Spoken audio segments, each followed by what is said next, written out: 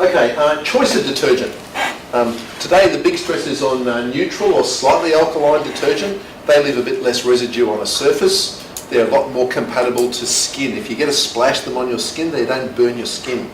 Detergent in a dishwasher, detergent in a clothes washer is alkaline. Very, very irritant to skin. That's why those ones are generally not recommended for use on a surface, because they're just a bit too brutal if you splash them around.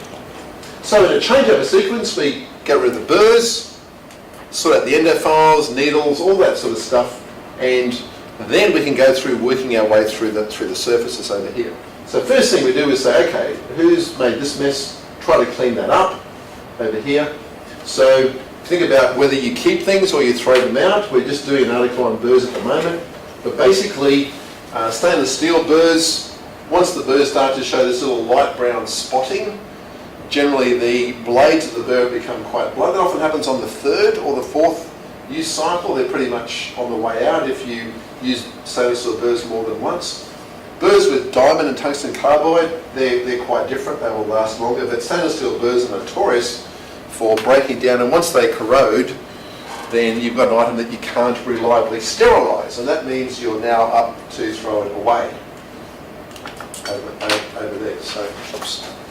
My remote has died. Okay, endophiles. So when you buy new endophiles, manufacturers now can offer you files that have been pre-cleaned and pre-sterilised. Some brands of files you still get, as you can see here, some shavings and some oil on the files. And so, when you look at them under the microscope, they still look a bit grubby. That's the way they come off the milling machine. Whereas you can also buy brands of files where they come pre-packaged. You use the file, you throw it straight in the sharps bin, so it saves you time in having to not pre-process the file over there. Then you use some sort of system to organise the files so you know what size they are and what sequence, etc. Again, nothing too funny about that. And then you discard them. Of course, stainless steel files and hand files have issues for cleaning because they're very, very flexible by design. So any material that's very flexible, when you put it in an ultrasonic cleaning chamber, it actually ripples under the linear shock waves that you get. And that means that the surface bends, you get less shear force, so it's harder to clean inside the flutes. And we've done a range of research projects looking at cleaning endophiles in ultrasonic, and the more flexible the material, the harder they are to clean without using special sorts of additives over here. So just a picture, of a file that's been through a regular ultrasonic cycle versus one that's been through a cycle with a pre-soak in Empower, which is an enzymatic agent. You can see how the one on the right is clean, and the clean and the unclean one has got lots and lots of dentine protein, which is fairly typical. And if you've read the News Bulletin, you would have read the articles we've written on reprocessing files that go through all the literature on these particular problems. But most studies have shown that over 3/4 of files processed by ultrasonics through general practice have got visual debris on them. So that's the reason why the University of Melbourne developed a protocol for using Empower as an enzymatic agent to improve the cleaning of files. And that protocol and the references for it are in the ADA guidelines. So here's the protocol. It's about plunging the files, soaking them in Empower, then ultrasonic cleaning them in Empower, and then rinsing them off. And that protocol we did the validation study on. After the University of Melbourne developed it, we had to do the independent validation. We used about 4,000 files for the validation. So it was a massive piece of work to do, and it's a really good protocol. It works very, very well. So we intentionally made the files pretty grubby before. So here's a rotary nitrile file. You can see all the dentine debris in the flutes over here. This is what it looks like after it's been plunged. So the plunging removes some of the debris. If you just throw it straight in the ultrasonic, you don't get all the debris removed, as you can see down the bottom. But if you run it through the Empower solution, using the protocol that Peter Prashos published about 10 years ago, so using this specific solution here, you find that it's a brilliant way of softening up this debris so it comes off. This solution wasn't developed for endodontic files, it's developed for cleaning endoscopes. So it's designed to dissolve blood out of crevices. So that's why it's a really good product to use in this sort of application. And in terms of its performance characteristics, it has a very good level of proteolytic activity compared to other products. It's very low foaming, which means you can put it in ultrasonic. It has a very low corrosion of metals as well. So three properties that are important, it actually rates very well on. So, you know, from a purely data point of view, it's actually a good product as well. So the lower slide shows you a shot from our validation study of a file that's been through the Empower protocol. You can see how clean it is. And here's a shot under the electron microscope, so you can see how there's almost no debris present on the file. There's a few little bits of individual, tiny bits of scattered debris. And when these files were cultured, in a study which was done by David Van Eldik at the University of Adelaide, David couldn't recover any viable bacteria. So these organisms that were left were non-viable. So it does clean the files exceptionally well. Here's a file that's had 5 complete cycles of use. You can see that the, I bring up the pointer, here it is. You can see that this edge along here, this is the cutting edge, how the cutting edge gets a bit blunt, as you'd expect after 5 uses, but otherwise the file is brilliantly clean. So it's a good protocol. I'm not recommending for a moment that you use a file five times because they start to break after 3 times, but at least it shows you that the cleaning process works. Single-use items, if a file is labelled as single-use, then that's what you've got to do.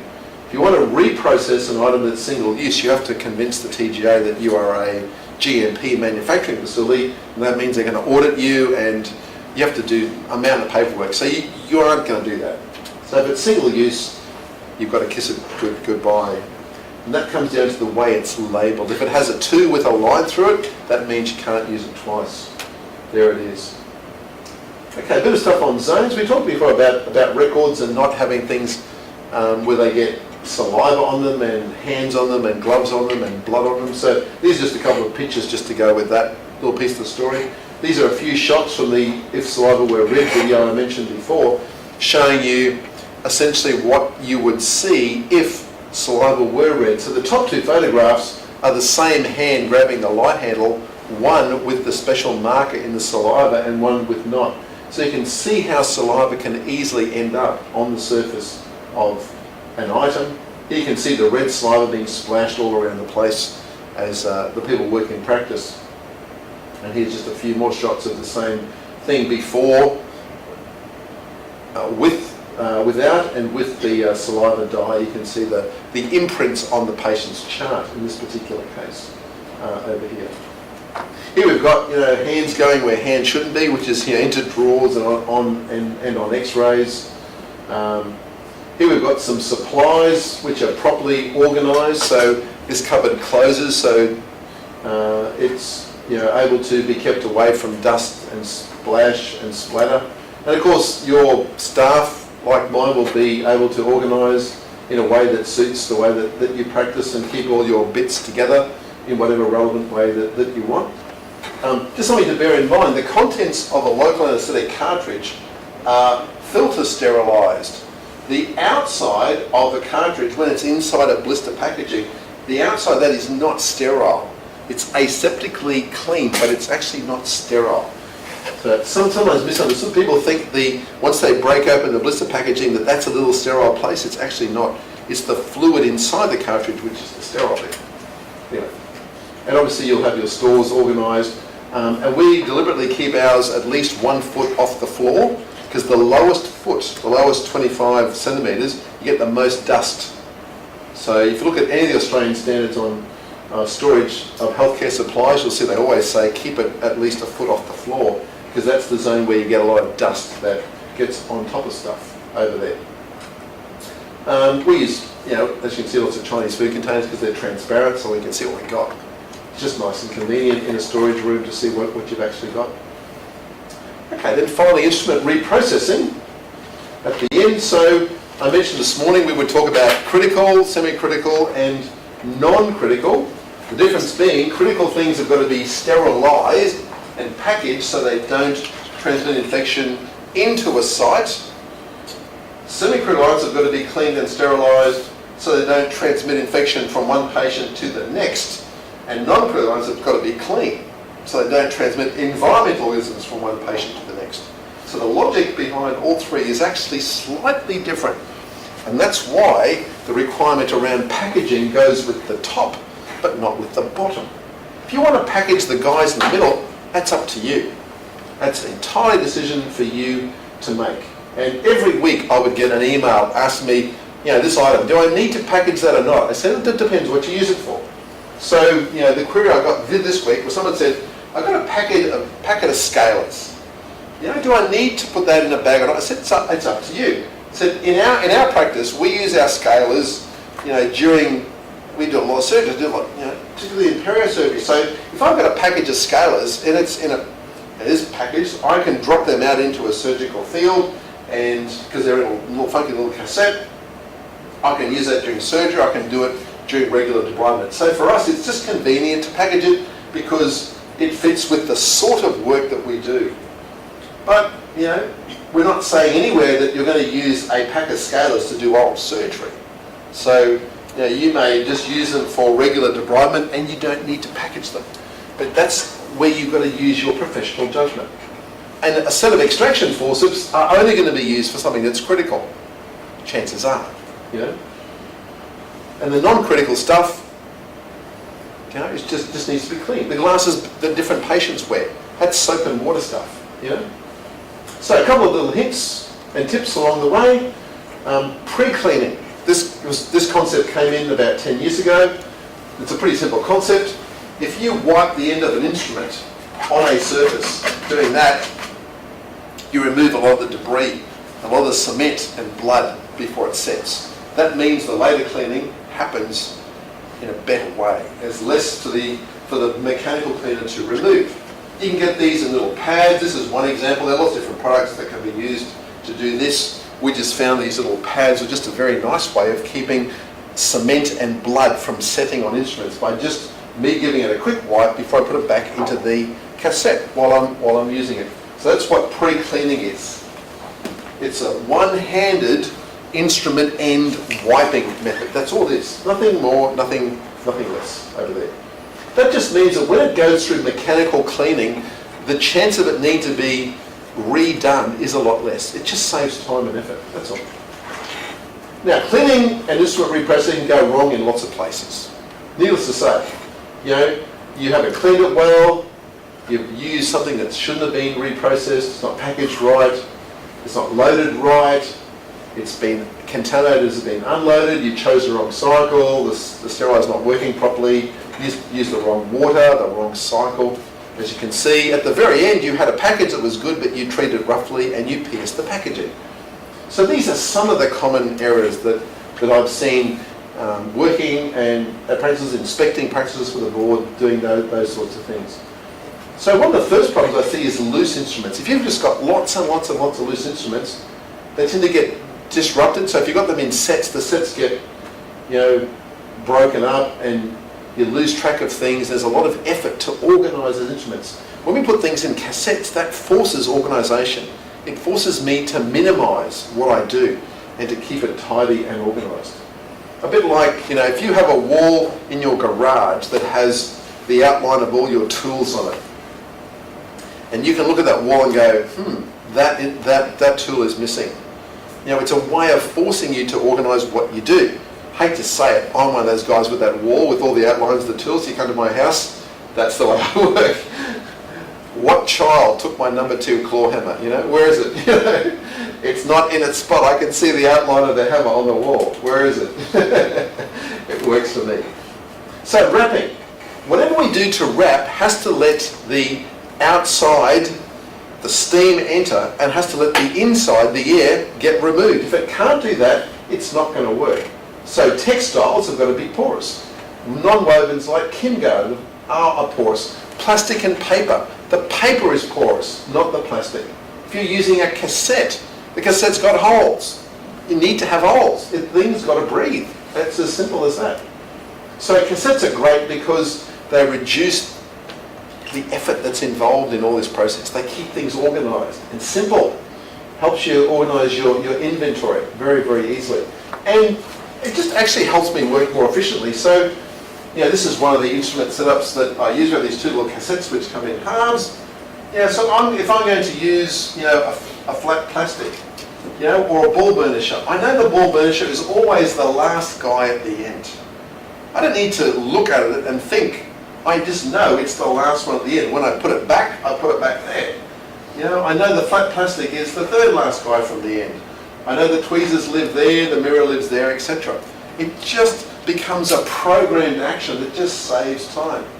Now when we wrap that cassette, when we undo that, we've then got a nice little sterile field that we can use. So we wrap a lot of our cassettes because that way we can use them and deploy them into surgical procedures, because that's just a lot of what we actually do. It just makes common sense to do that. But you may not do much oral surgery. You might do a lot of just routine drill and fill dentistry, in which case you wouldn't be wrapping it.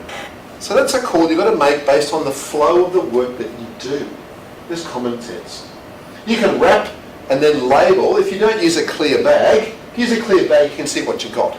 If you're wrapping with an opaque material, like some textiles, you need to label it so you know what the hell it is. So that's just an example of some stickers that actually do that over there. This is from U3D. It's a system that we use, which is called IMS. They did a little study where they worked out how long it takes to process a set of instruments. They did it basically by the clock, hand cleaning versus instrument cleaning. And by the end of the day, they worked out that they'd saved 11 minutes per cassette by using an ultrasonic cleaner and instruments and cassettes versus having to do them one at a time over the sink by hand. So that was a significant saving, and we found there are also big efficiencies of scale when we went to the same sort of concept. So we are big users of that sort of cassette system. And they fit into things like thermal disinfectors and instrument washers. So they are modular. They do actually work fairly well. Now if you don't want to use them, that's also fine, but you need to have some logic in your instrument flow. So here's a couple of ideas that we've used that work well. The first one is the simple, linear arrangement. So things get dropped off, they flow around, get packaged, get sterilised, and they go off into storage. Now, the surgery is actually the room next door in this practice where I work. So these are just two-way cupboards. So you just load in things from behind and pull them out the other side. So you didn't need to walk around and interrupt during a procedure. So sometimes having some cupboards through a wall that open two ways can be quite a clever little trick to do. So that's where those things would actually go, like so. If you want to have a linear stereo room, there's a lot of prefab stereos that you can buy. This is one from W&H ADEC that's got modules that fit a Miele, a Sistina, a Lisa, a Sycan, fits into this little module. So they can be sort of assembled almost like a giant kit if you want to use that sort of format, which is quite nice, because what these big prefab designs do is they solve a few of the design problems that you sometimes see. This stereo here, this area is a bit crowded and the lighting is not that great. Often the ventilation is not that wonderful either, and you've got to put extra ventilation, extra lighting in the stereo to sometimes fix that over here. This is a stereo, one of the practices that I helped design and build. So you can see we've got underbench lighting, lots of areas to hide things. Most things are tucked away in drawers. It's just a much cleaner sort of aesthetic. The lighting under the bench is not just for bling, that's to help the staff inspect the instrument sets that have been through the thermal disinfector or the ultrasonic cleaner. It's quite deliberate. This is a small instrument washer. There's quite a few ones about this size which are around now. This is the bigger ones that are about the size of a domestic dishwasher. We've got ones in our new building that take 600 litres at a time. They're just about fit a person inside them. They're huge, great big. So they're just scalable in size. Same technology basically as you go. So I just want to talk a bit about the difference between an ultrasonic and a thermal disinfector. And I guess the story which makes it easiest to understand is if you have 6 members of a family and you have one bathtub of hot water, would you want to be the first person having a bath at night or the last one? Yep. Because what happens is when you ultrasonicate instruments, all that debris comes off into the solution. Then you put another bunch of stuff in the solution, that comes off. So the water gets progressively cloudier, and you now know what that means. Cloudiness in water means over 500,000 bacteria per mil. Yeah. So ultrasonic cleaners create a whopping aerosol if you had the lid off. Because you've got the lid on, the aerosol is sort of contained in the area. But the water becomes progressively contaminated. So when it starts to get quite cloudy, the stuff is sitting in a soup of organisms. That's why it needs to be rinsed exceptionally well, not just a quick dish, a really, really good rinse at the end. Things that come out of a thermal disinfector, they come out thermally disinfected. So that means they've had a reduction by 60,000 in the level of bacteria. That's a totally different story, and they come out dry as well. So while you might say, well, they both sort of clean, the first one cleans rigid objects, ultrasonic cleaners. The second one cleans rigid and non-rigid objects. So the cleaning action is quite different. In ultrasonic, you create cavitation. The bubbles explode and implode. That creates shock waves. Shock waves create linear forces. That creates shear waves. The shear waves work on rigid objects. They don't work on non-rigid objects. That's why your wedding ring is cleaned in ultrasonic cleaner, but your finger with dirt under the fingernail is not cleaned because it's not rigid. That's why tubing, bits of rubber, all those things are not cleaned in an ultrasonic cleaner because they deform inside the shock waves. Yeah. These are all the reasons why at the end of the day we have to tip the chamber out and leave it dry. Otherwise we have a soup like a bathtub full of junk that just grows bacteria and biofilm overnight. So it is inside this is a dirty little place, okay? Inside a thermal disinfector, beautiful clean place you can eat your lunch out of. You know, that if you get that concept, then you've really captured the essence of these two different technologies. They're very, very, very different things. So at the end of the day, your chamber is like that, dry and clean. Never leave this chamber wet overnight. You've just got the ultimate soup of stuff growing in there, like a little incubator. If you throw instruments loose in ultrasonic, where they touch, you get areas where the shear forces can't go. That means those areas don't get cleaned very well. When they're in a cassette, they're all nicely separated, they actually get cleaned better. That's one of the reasons why ultrasonics have got racks that take cassettes, quite deliberately designed to do that. Whereas if you just chuck them in loose, where the items touch, you get zones where they're not cleaned very well. Particularly if you throw a lot in, you start to overload the little tiny chamber, of course. To test the performance, as you know, you put a bit of aluminium foil in, you see what that creates metal fatigue, which creates little tiny pinholes, which you can see. If you don't create little tiny pinholes in 10 seconds, then your transducer is getting rather tired, and it may be time for that to be looked at more carefully, I guess, over here. So just in summary, they don't do hollow things, they don't do plastic things, they don't do tubing, they don't disinfect, and they don't like dissimilar metals as well. Well, that's probably a minor point. So it is quite a different thing from an instrument washer. Instrument washer is not just like a domestic dishwasher. Yes, it does have something that moves around, it does have some sprays. It has a cycle, but other than that, it's actually a reasonably different sort of approach. Here's a small one, medium one, a great big one. They just come in progressively larger and larger sizes, as you can probably imagine. So like an ultrasonic, there will be a rack to have cassettes or surgical tips or whatever it is that you're going to put in there, tubing, then nozzles to plug it onto, all those sorts of things have got bits that actually go on there. You know, these racks here are designed to take different sorts of cassettes. But they not only clean things that are flexible, they clean just about anything. The only thing you wouldn't put in here is something like a handpiece, because you never put handpieces in an ultrasonic or a thermal disinfector, or something which is very delicate and made out of anodized aluminium, because the pH in these is very, very high, and that can cause a very slight peppering effect along the top of the anodized aluminium. But very few things in dentistry are now anodized aluminium, so it's probably only a sort of technical point, I guess, really. They use longer cycles, and you can fit a lot in. So more stuff that you're loading up, the more it sort of makes sense to think about whether an instrument washer might be something to consider, because things can come straight out. You can look at it and go, yep, that's good to go, straight into the sterilizer. Becomes literally just a check and off they go. And when you have a bigger operation, that process saves so much time. You basically pop it straight into the instrument washer, it gets checked straight into the sterilizer, with or without being wrapped. That's it. That's your entire process. It's really very, very simple there.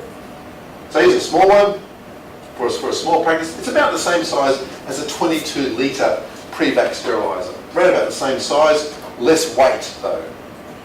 Suits loose items, small cassettes, that sort of stuff.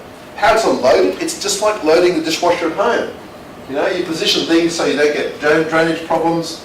There is a specific test called the soil test. I'll show you on the next slide, which shows you if you position things around, good or bad.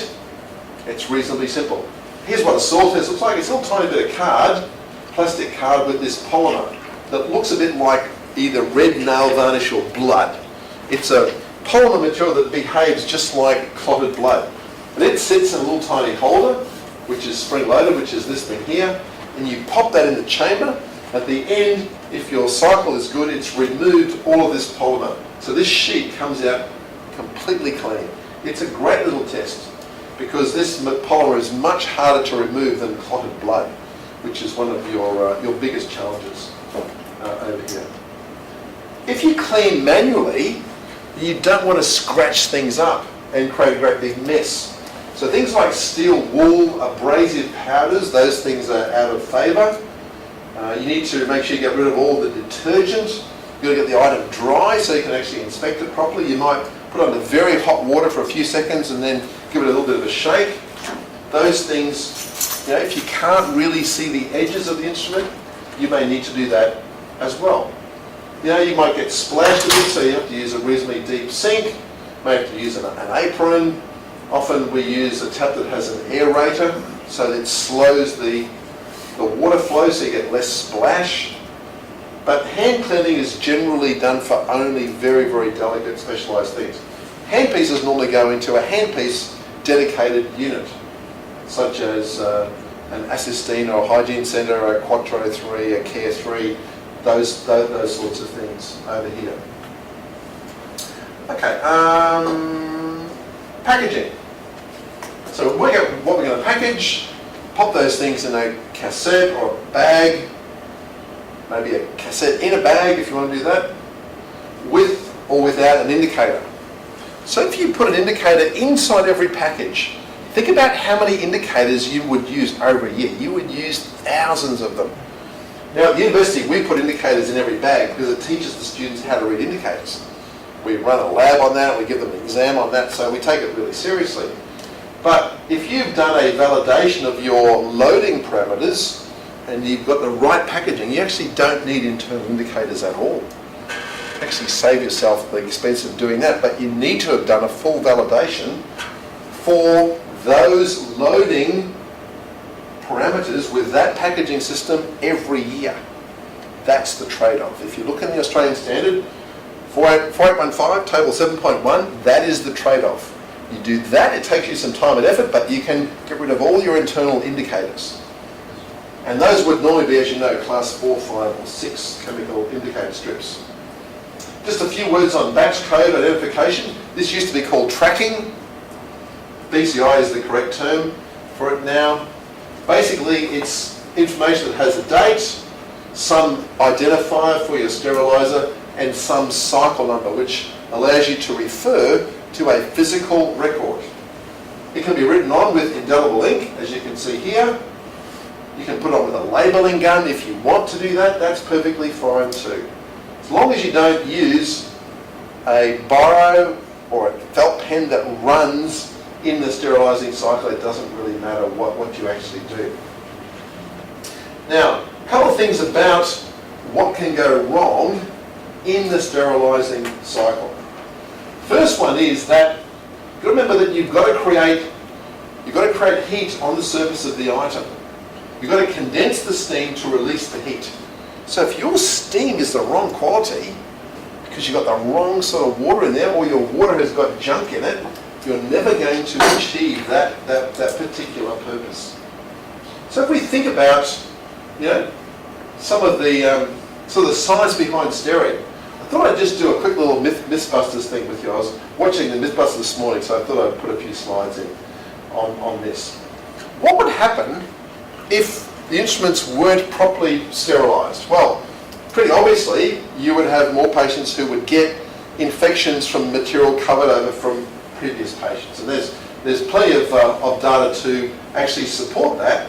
So, if you ever asked yourself the question, are there studies that show that the likelihood of post-surgical infection goes up with poor sterilising? There is. Those studies go back to the 1930s. In fact, as you would probably imagine that that's actually the case. It's not the only reason for surgical site infection though. So today, even with our best sterilising practices, you can still get surgical site infection.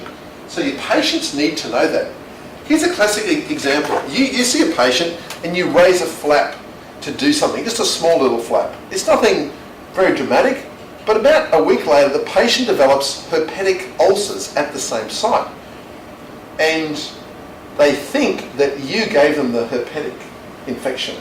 They don't realise it's their herpes which has reactivated because of local trauma, which is a known feature of herpes virus infection. They think that you gave them herpes. They don't realise they have always had herpes. See? They don't understand that it's their own organisms that come out. Rarely do we put something in. It's only their own stuff. But they decide to lure up, and you have to go in and defend it. So our story around our batch of instruments, our cycle records, those things get the practice off the hook. I was involved in a case very recently this year of a patient who got a Hep B infection. So Hep B infections are notifiable. So the state health authority always investigates to see how the patient got it. And this particular patient didn't have any of the common risk factors, but he had been in to our facility for a couple of appointments of hygiene work. So the public health physicians quite correctly rang me up and they said, we're just, routine investigation, we're just following up on this patient, blah, blah, blah. And we said, well, here are all the records of all the stericycles, here's all the instrument records that were used on him. We can show you the data on the patients that were seen before him and after him, that they haven't got Hep B, so they couldn't have been a source of infection for him. And we can show you from these numbers that there is less than 1 in a million chance that the patient got their Hep B from us. That's it. Case closed. End of story. But if we didn't have that batch code data and that cycle book, then they would have gone, actually, they would have correctly have had some suspicions. But today there are still, patients still get infections from having procedures. It still happens despite sterilising. I thought you might be interested. These are the figures for a number of different countries. It ranges between 10% and about 20%, depending on where you go. Cleaning. How clean does an item have to be sterilised? I've shown you microscopic cleanliness. Okay? But you need good lighting. You need visual cleanliness. You need to be able to see the item is free of visible debris. I'm not suggesting for a moment you need to put everything under an electron microscope to see how clean it is. No one has ever said that. I was showing you the SEM pictures just to show you how clean it actually was. In a really, really nice way over here. Of course, in Sydney here, you would have known the Sydney Morning Herald ran this story. Patients who may have been, it's always the may. Now, you don't even know if the practice treated anyone who had blood-borne virus infections or other things. That's not taken into account. But it gets the attention of the media and public to worry about those sorts of things. Okay? Here's a common myth.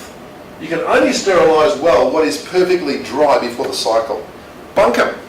The reason we dry things before a cycle is so we can look at them and inspect them. If they're all wet, we can't see through the bubbles and the water on the surface. The amount of water in a sterilising cycle is massive compared to the droplet on an instrument. A droplet on an instrument is 2 or 3 microlitres. You're putting that with 4 litres of water. That's a 2 million fold increase in the amount of fluid. You can't tell me that a change of 1 ppm changes the steam. It doesn't. Mathematically, it doesn't at all. So when people say, oh, that thing is a bit wet, it's the significance of it being wet is you can't really see if the surface is clean or not if the thing is wet. That's why we have instruments dry to examine them. You can only sterilise well what is dry is not correct. Absolutely not over there. When you clean something, should you use neutral or alkaline? Well, basically, I told you alkaline is better because it's more brutal. It's what's used in a dishwasher, clothes washer, instrument washer. It doesn't like aluminium, but it's not good on skin. Neutral stuff we use because even though it's not as good at cleaning, it's pretty harmless on skin. It doesn't hurt plastics all that much. So this is good for bench tops. This is good for instruments. It's not as if one is better than the other. Technically, alkaline is better than everything. So, so it's not as if you've got one versus the other. It's really horses for courses, I guess. If we sterilise for longer, could we get a better result? Well, yes, but why would you bother? So at the moment, sterilising is worked out as a survival of 1 in a million.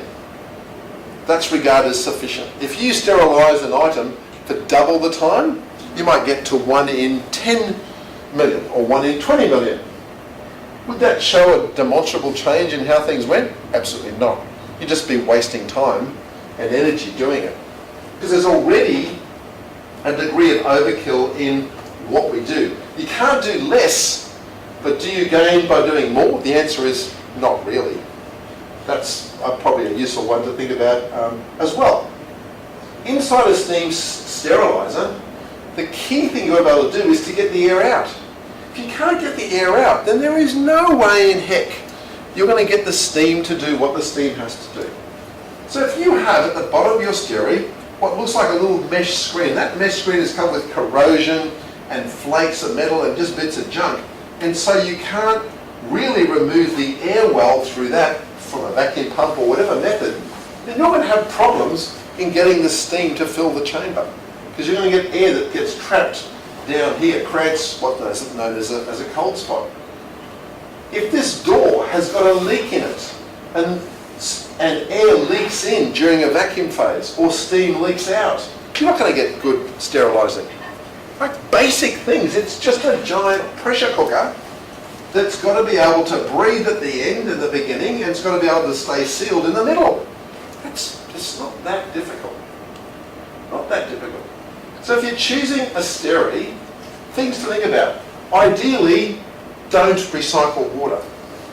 The simple reason is that many staff still lubricate their handpieces with a hand can, an aerosol can. And they think that if 1 second is good, then 4 seconds is like... They over-lubricate and the oil is dripping out of the handpiece. They put that inside the sterilising chamber. When the steam gets recondensed back into water, guess what? You've now got oil in the water. That's a contaminant. That raises the boiling point. That means you get less steam produced for the same amount of electrical energy.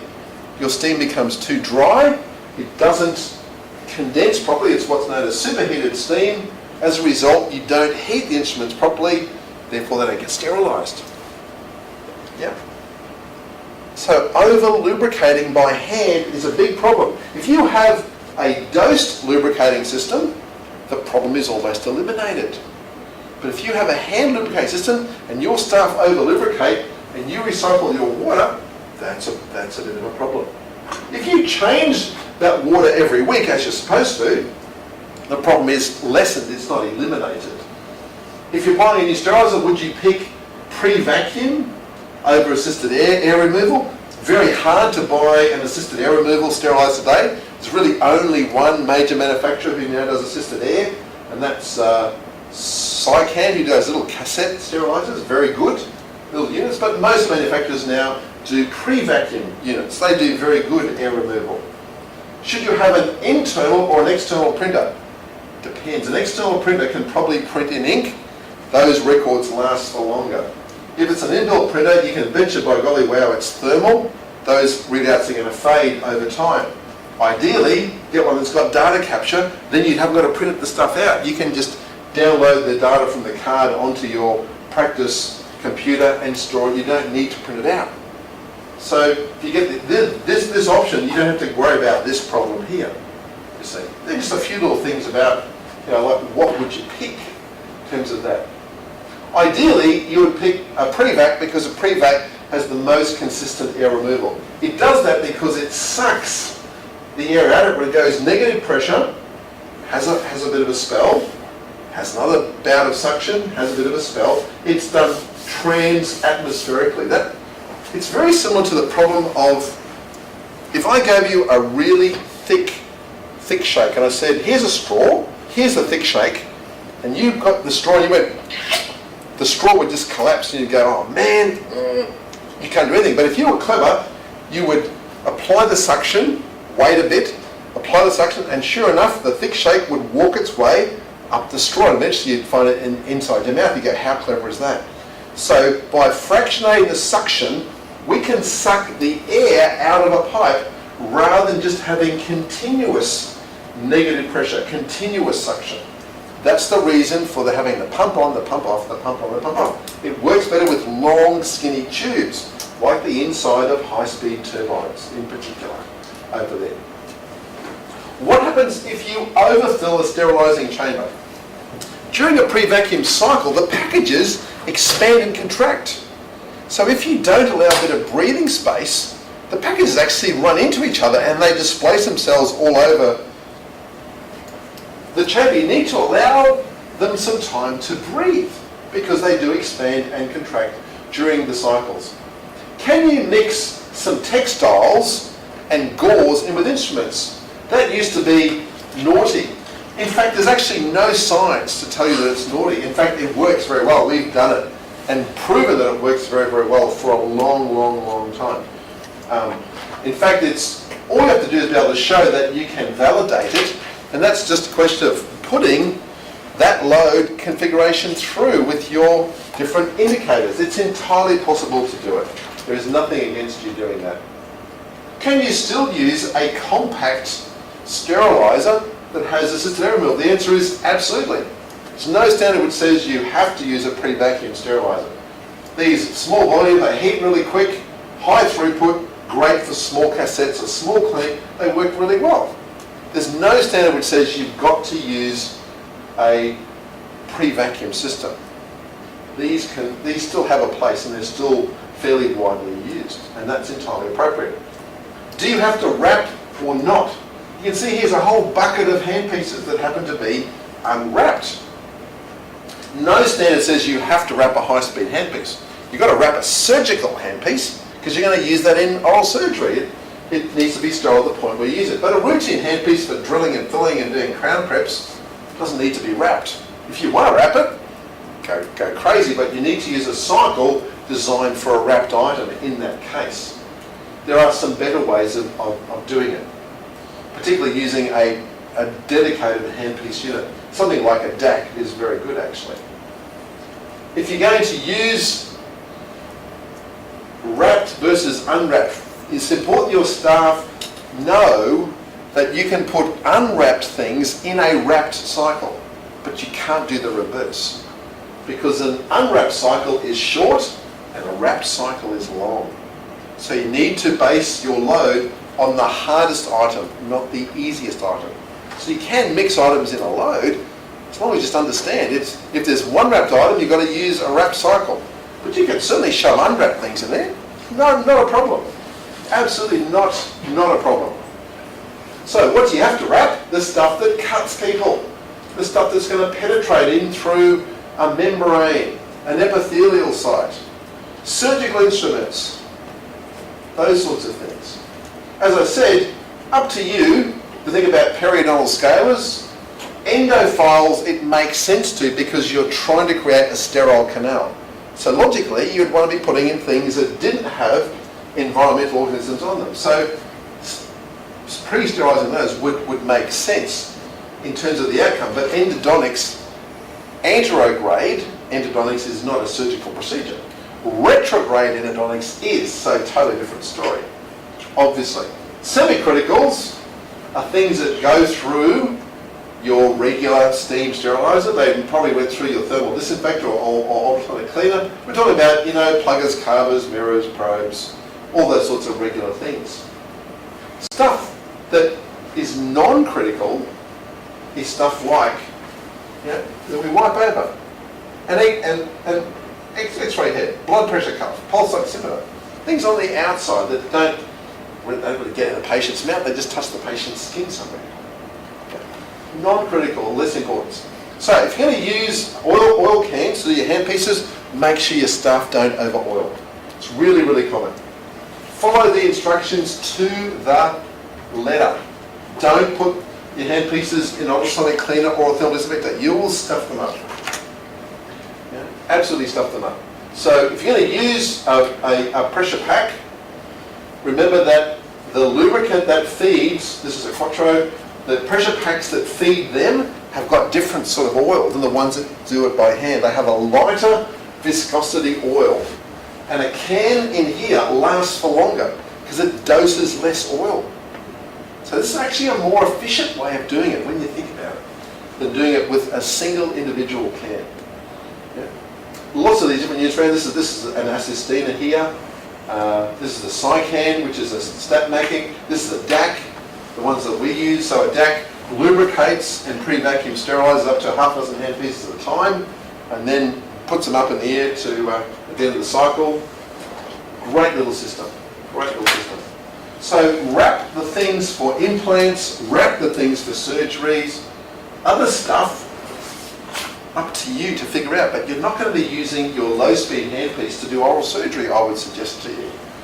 Neither that nor your high-speed turbine most of the time, at least not intentionally. Your ultrasonic scaler tips, if you use them in surgery, then obviously you would wrap those. It's entirely up to you to figure out what you want to do with that over here. So wrapping or not, is your patient more confident if they see the handpiece being wrapped? Well, not sure about that. Some practices sterilise loose and then wrap, and the patients are pretty clever and they go, hang on a minute, this package has to be sterilised because it's got a little indicator that says not sterile, so the patients are getting a bit cleverer too, so watch out for that.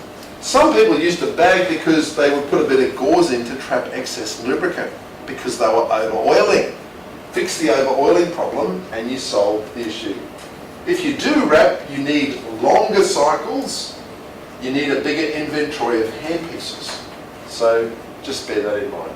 The more stuff you wrap, the more autoclave time you need, the bigger the capacity that you have to be able to handle. This is a classic one. How long does a package remain sterile? It depends. There is no such thing as an expiry date. Bacteria do not wear wristwatches. They don't line up at 11 minutes, 11 minutes, 11 hours, 59 minutes. Okay, boys, let's go, In 20 seconds, this package, like it's open slowly, let's go. It doesn't work that way. It depends on how the package is treated. It is event related. So you store them in a drawer, in a cupboard, in something with a lid. You stop them from being splashed, torn, broken, wet, chewed on, eaten by the local cockroach or rat. We protect them from stuff. What's inside remains fine. I had some packages when I did my PhD. I did over 400 microsurgical procedures. And I had these little tiny instrument sets that I prepared. And one of them I uncovered when I was moving office a couple of months ago. So I had some packages of stuff that were 30 years old. I went, oh man, won't this be cool to see how they travel? They were still fine. Just sitting in a drawer, not going anywhere. So I'm not suggesting for a moment you leave your stuff for 30 years, but if you've had it for 30 years and you've never used it, then what the hell are you still keeping it for, is the question to ask. But there is nothing magic about time. The paper that's been sterilised becomes more brittle. So you just need to treat it carefully and not roughly. It's not time related, there is no expiry date. It's really your inventory. How much are you turning things around as you're doing your sterilising? You might have sterilised the thing yesterday, but someone's dropped it. They splashed it, they wet it, the instrument poked out of it. It's knackered today. It doesn't matter if it was sterilised yesterday. So there's no magic expiry date. No such thing. So in a drawer, you put your ones you just sterilised towards the back, take the ones you're about to use from the front, and that way, as you know, the stock continues to rotate through the drawer. If you always do the ones at the front, the ones at the back, the paper gets old and a bit crinkly and eventually starts to break down. The day you come to use it, you find the package has got tears and little tiny breaks. So it's no good. So just circulate your stock through your practice and you shouldn't have a problem, really. When you come to reuse an instrument, we said it's got to be clean, it's still got to be functional, shouldn't have dents, chips, corrosion, rust, bits of baked on debris, all those sorts of things. So these things determine the point at which an instrument that's designed for reuse can still be reused effectively. So make sure your staff have got their eyes out to spot things that, this needs a polish, a trim, a sharpen, those sorts of things as it goes through the sterilising process. Yeah. When they should be on the lookout for, corrosion, rust, spotting, all those sorts of things. Because wherever you've got corrosion, that's going to trap air and limit the penetration of steam. If you can't get the air out, can't get the steam in, you can't effectively sterilise something.